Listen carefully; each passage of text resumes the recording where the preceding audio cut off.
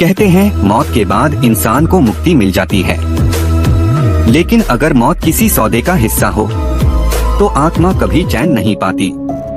जिस तरह स्नेहा की आत्मा उस काले मणि में कैद हुई थी, वही मणि अब किसी नए शिकार की तलाश में था। सवाल ये है, अगली बारी किसकी होगी? साल 2025 दिल्ली। कनॉट प्लेस के पास एक पुरानी एंटीक शॉप थी। वहाँ अक्सर पुराने गहने, मूर्तियाँ और रहस्यमयी चीजें बिकती। एक दिन वहाँ एक कॉलेज की लड़की अनवी मेहरा पहुँची। उम्र 22 साल, दिल्ली यूनिवर्सिटी में पढ़ती थी। फैशन और स्टाइल की दीवानी।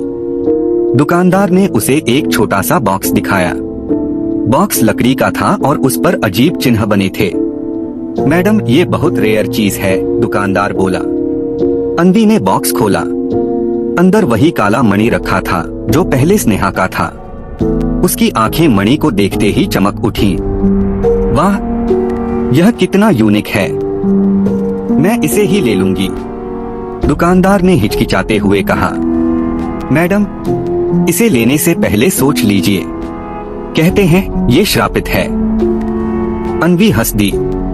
ओह प्लीज, ये सब बकवास कहानियां होती हैं। और उसने मणि खरीद लिया।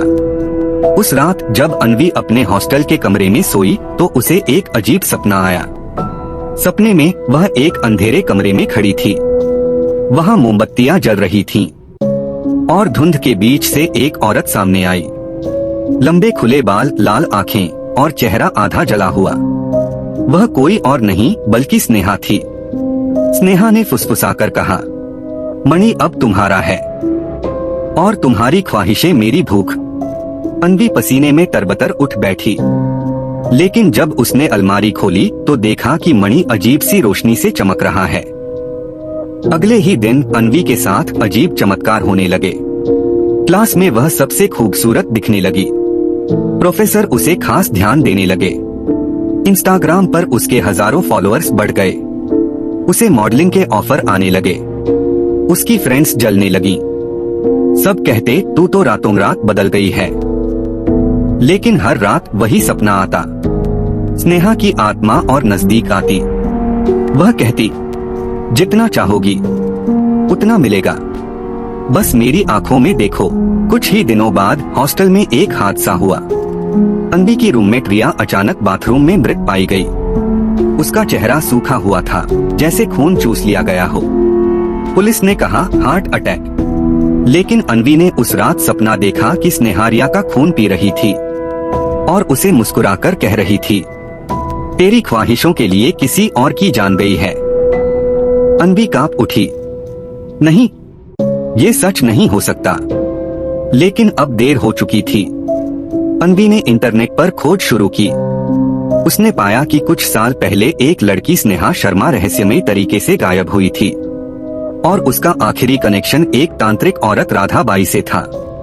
काफी खोजबीन के बाद अनवी को पता चला कि राधाबाई अभी भी दिल्ली के बाहरी इलाके में रहती है। वह डरते डरते उसके पास पहुंची। माँ, प्लीज मेरी मदद करो, ये मणि मुझे खा जाएगा। राधाबाई हंस पड़ी। बेटी, मैंने ही तो ये मणि बनाया था। यह मेरी सबसे बड़ी ताकत है, इससे कोई बच नहीं सकता। अनवी की आंखों में आंसू आ गए। तो मुझे बचाने का कोई रास्ता नहीं, राधाबाई ने ठंडी आवाज में कहा। हर सौदे की कीमत होती है, या तो तू मरेगी या फिर किसी और की जान देगी। अब अनवी दिन प्रतिदिन बदलने लगी। उसकी आंखों में अजीब चमक आने लगी। वह खुद को आईने में देखती तो कभी अपना चेहरा, कभी स्नेहा का जला हुआ चेहरा दिखता। उसके कॉलेज के 2 और दोस्त रहस्यमयी तरीके से गायब हो गए। लोग डरने लगे कि अनवी अपशकुनी है। अनवी समझ गई, यह मणि मुझे धीरे धीरे स्नेहा जैसा बना रहा है। एक रात हॉस्टल में भयंकर तूफान आया। अनवी ने ठान लिया, आज इस मणि को हमेशा के लिए खत्म करूंगी। वह मणि लेकर पुराने श्मशान पहुंची। वहां उसने आग जलाकर मंत्र पढ़ने की कोशिश की, लेकिन अचानक स्नेहा की आत्मा सामने आ गई। सोचती है तू मुझे हरा सकती है, अब तू मेरी जगह लेगी। स्नेहा ने अनवी के शरीर पर कब्जा करने की कोशिश की। अनवी चीखने लगी। लेकिन तभी आसमान से बिजली गिरी और आग की लपटें भड़क उठीं। मणि फटने लगा। चीखों के बीच स्नेहा और अन्वी दोनों आग की लपटों में घिर गईं। अगले दिन श्मशान से बस राख मिली, न अन्वी का शरीर न मणि।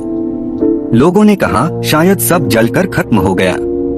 लेकिन कुछ हफ्तों बाद वही एंटीक शॉप में एक नया लकड़ी का बॉक्स रखा मिला। उस पर लिखा था,